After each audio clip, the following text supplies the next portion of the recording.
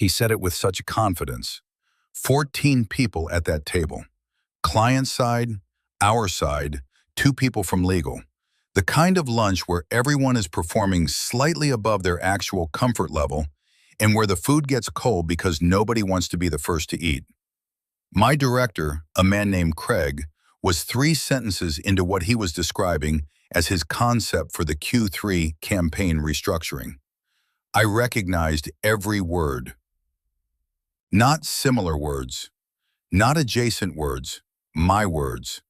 From the document I had sent him 11 days earlier, the one he had responded to with a single line, "Got it, we'll review," and had apparently reviewed in the specific way that involves removing the author's name before presentation. Craig said, "The core insight is that we've been segmenting by behavior when we should be segmenting by intent signal. The framework I've developed maps 4 distinct intent categories to 4 campaign architectures. My framework, my 4 categories, my campaign architectures." 12 pages of work I had done over 3 weekends in September. The client across the table leaned forward. She said, "Craig, this is exactly what we've been missing. How long did this take you to develop?" Craig said, "A few weeks of thinking. Sometimes the best ideas come from stepping back from the data and just asking the right question." I picked up my water glass. I took a sip. I set it back down. I did not say anything. 14 people at that table. Not one of them knew what they were watching. I knew. And I had my phone in my pocket with the original email dated September 14th. I waited until the lunch was over. I waited until the clients had left. I waited until Craig had shaken hands with everyone and accepted 2 compliments about the framework with the ease of a man who had been receiving compliments for things he had not done for long enough that it no longer required active management. Then I went back to my desk. I opened my email, and I sent one message. "My name is Adrian Wells. I am 39 years old, and I have worked in digital marketing strategy for 14 years. I am good at what I do. Not in the way people say they are good at things when they want to sound impressive, in the way that clients renew and refer, and that the work I produce has a specific, recognizable quality that people in my industry notice even when my name is not attached to it." That last part is relevant. I joined Meridian Digital 3 years ago as a senior strategist. Craig Dalton had been my director since day one. He was competent at the parts of the job that required presence, meetings, presentations, client relationships. He was less competent at the parts that required original thinking. Over 3 years, I had watched Craig present my work as his own in rooms I was not in. This had happened often enough that I had a mental catalog of it. A campaign framework in January. A competitive analysis in April. A client segmentation model in August of the previous year that had been cited in an industry newsletter under Craig's byline. I had said nothing each time. Not because I did not notice, because I had not yet had the moment where the cost of saying nothing exceeded the cost of saying something. The Q3 lunch was that moment. The document had taken 3 weekends. Not because the thinking was difficult. The thinking came quickly once I had the right question. The work was in the refinement, building the framework so that it was not just correct, but teachable, so that a client could receive it and understand it and implement it without needing me in the room to explain it every time. That is the part that takes weekends. I sent it to Craig on September 14th with a subject line that read, "Q3 Strategic Framework, Draft for your review." His response came 40 minutes later. Craig said, "Got it, will review." That was all. 4 words. No follow-up questions. No request to discuss. No acknowledgement of the 3 weekends it had taken to produce what he had received in 4 seconds and responded to in 4 words. I had learned to receive this kind of response from Craig and file it without comment. That was the rhythm of our working relationship. I produced. He received. He decided when and how it surfaced to the people above him and the clients in front of him. What I had never done was document that rhythm in a way that would matter later. After I sent the September 14th document, I did one additional thing. Not because I suspected what was coming, because 3 years of the same rhythm had produced a habit of self-protection I had not consciously named until I acted on it. I forwarded the email to my personal account. Subject line unchanged. Timestamp intact. The full 12-page document attached. I did not tell Craig I had done this. I did not think about it again until I was sitting at a lunch table, watching him describe my framework to a client with the ease of a man who had been receiving compliments he had not earned for a very long time. If you have ever watched someone take credit for your work in a room full of people who had no reason to know better, you already know why this story exists. Subscribe and hit the bell. I'll be here every week. The email I sent after the lunch went to 3 people.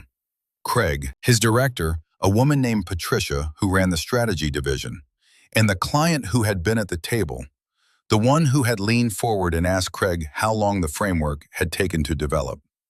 The subject line was Q3 Strategic Framework, Original Documentation.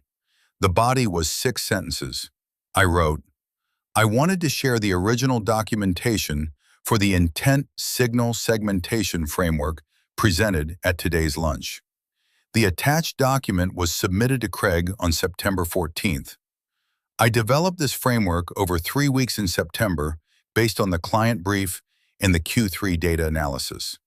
I am sharing it now to ensure the client has direct access to the thinking behind the work and to the person available to answer questions about its implementation. I am glad the framework resonated, and I look forward to supporting the Q3 rollout. Adrian Wells, Senior Strategist, Meridian Digital.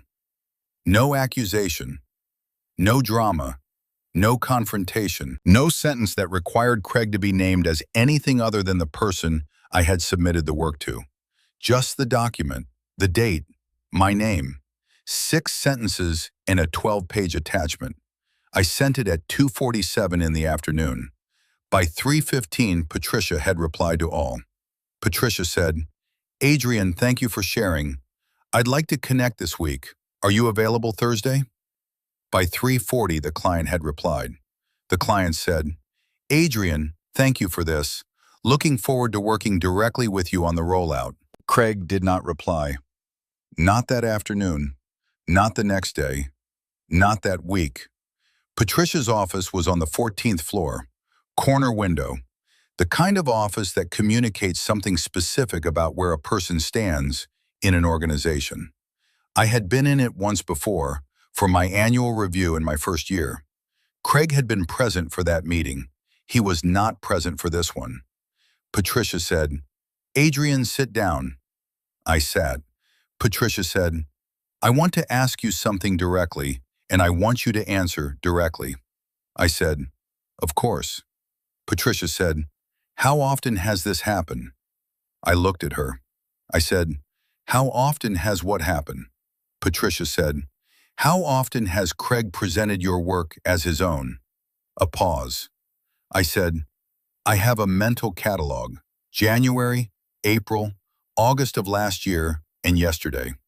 Patricia said, do you have documentation for any of them? I said, for yesterday, yes. The September 14th email with the original timestamp. For the others, I have the work product, but not always the submission trail. Patricia said, the September 14th email is sufficient for what I need to do. The others I'll investigate separately. I said, what are you going to do? Patricia looked at me steadily. Patricia said, I'm going to do what I should have been doing more carefully for the past 3 years, which is paying attention to where the actual thinking in this division comes from. She looked at the window for a moment. Patricia said, Adrian, I owe you an apology. Not for what Craig did, that's on Craig.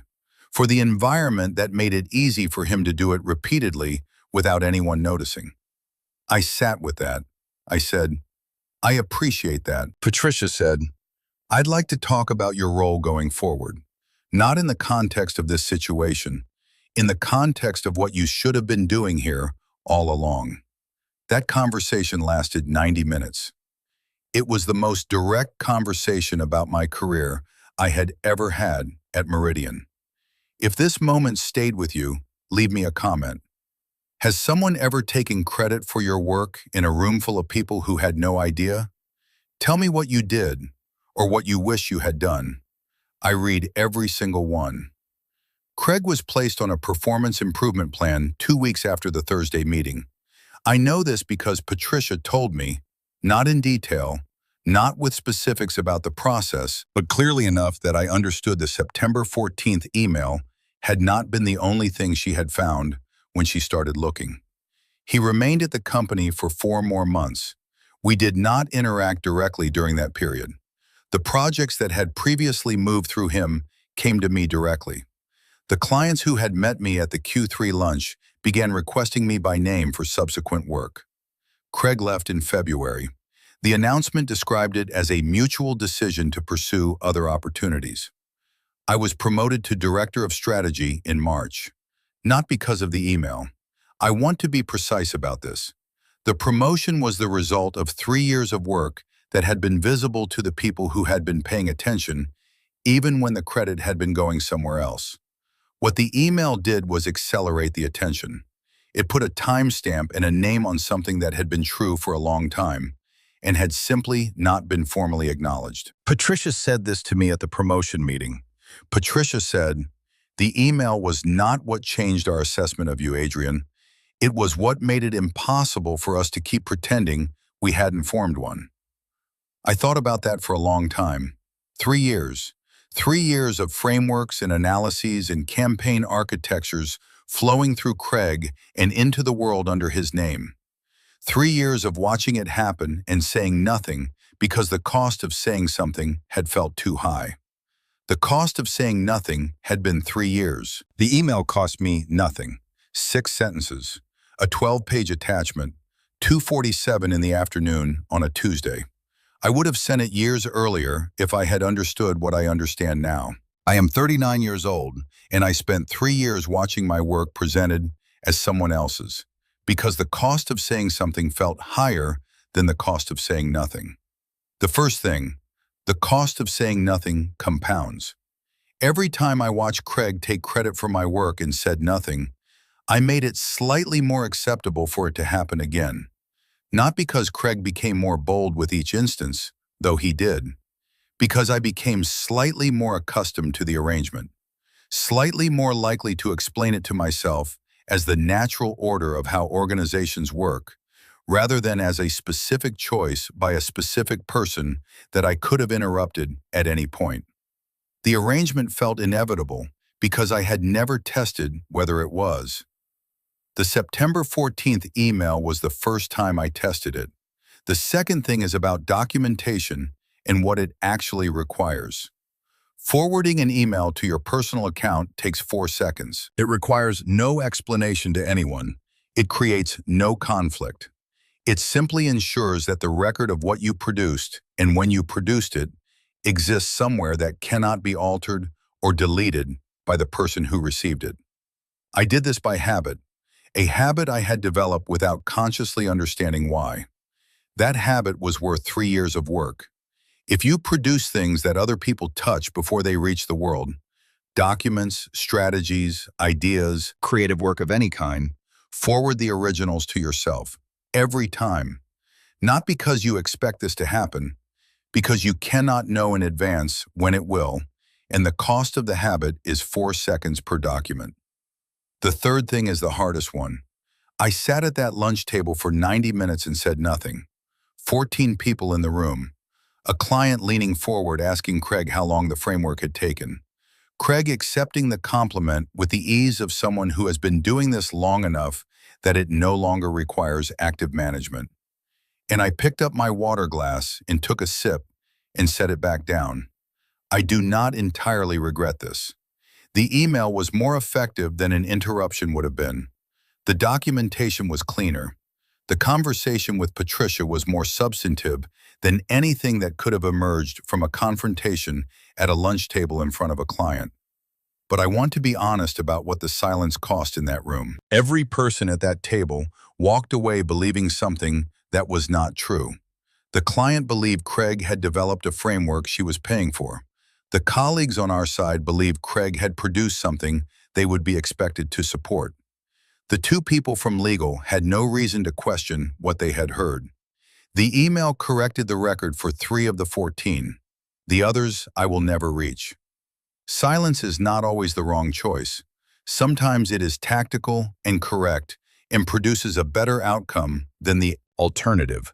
Sometimes it is simply the path of least resistance dressed as strategy. Know which one you are choosing.